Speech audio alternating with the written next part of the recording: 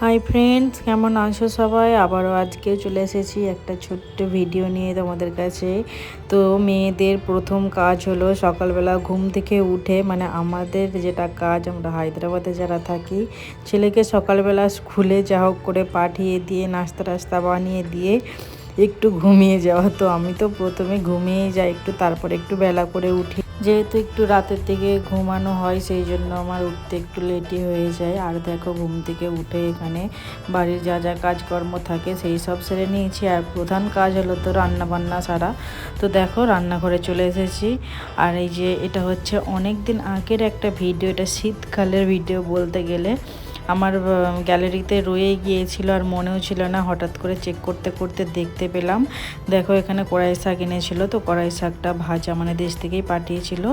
তো এটা সিম দিয়ে ভাজা করবো, আর এটা আমার খুব ভালো লাগে এই শাকটা খেতে। আর এদিকে চিকেন হবে, যেহেতু সানডে ছিল সেই দিনটা। আর এদিকে দেখো পেঁয়াজ, আমি আবার পুদিনা পাতাও দিই মাংসে, তো অনেকটা পরিমাণেই এনেছিল। আর এখানে দেখো রান্না বান্না কমপ্লিটও হয়ে গিয়েছে। এখানে ভাত, আর এইদিকে হচ্ছে শাক ভাজা, উচ্ছে আলু ভাজা, পাঁপড় ভাজা, অনেকগুলোই রান্না হয়ে গিয়েছিল করবো না করে, যেহেতু সবজিগুলো শুকিয়েও যাচ্ছিলো। আর চিকেন তো ছিলই। এক এক দিন এমন হয় এক তরকারি ভাত, আবার এক এক দিন হয়ে যায় 3-4 রকমের মেনু। যখন যেটা থাকে তখন সেটাই বানাই। তো চলো, ভিডিওটা এই পর্যন্তই। ভালো লাগলে একটা লাইক, কমেন্ট অ্যান্ড শেয়ার করতে কিন্তু ভুলবেন না।